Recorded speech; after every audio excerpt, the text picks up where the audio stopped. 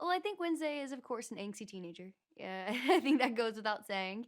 Um, but I think in this one, we really see her start to question where does she fit in this family, and she feels ultimately different.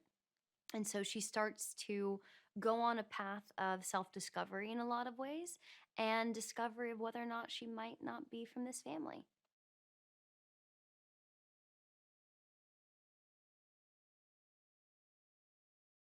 Of course, Wednesday is incredibly into science, and Cyrus Strange is a character who is a mad scientist in a lot of ways. He's also voiced by Bill Hader, which is so exciting to have him part of this project and bringing that character to life. Because when I remember reading our skits and our scenes, I was like, oh my gosh, who are they going to get to play this character? And I honestly can't imagine they could have found anyone better than him to do that. So yeah, he's a mad scientist. And I think they share that in common, their obsession over science.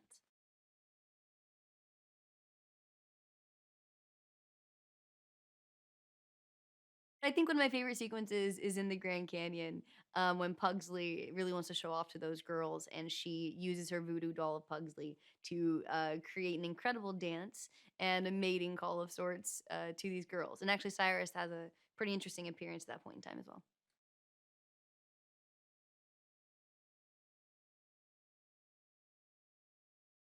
I mean, I think if there ever was going to be a camper, this would be the most Adams camper in the world. First of all, the look of it in general, it's dark, it's spooky, it's creaky. It's as if that house is on wheels. And then I think my favorite part of it is the massive pet lion. I think that's something that people usually have a dog or even a cat that comes on board with them with a road trip. But of course, the Adams have a massive lion and the crematorium. You cannot look past that. You always have to have a mobile one just in case.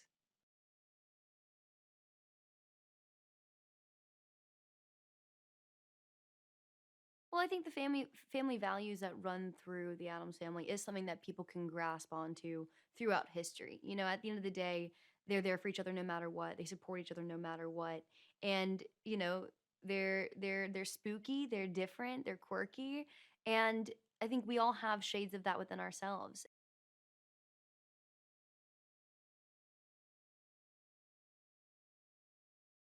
It's a true adventure. You know, we literally go on the road with them. We literally jump on this camper, and the story doesn't stop until the ending. And the crescendo is massive. It's a huge payoff at the end with the big fight sequence, a big action sequence. Honestly, it's filled with all the things that we all need after being, you know, stuck at home and isolated for the last however long at this point. It's really a wonderful break from reality for a second to jump into the Adams world and to go on a wonderful family fun filled ride.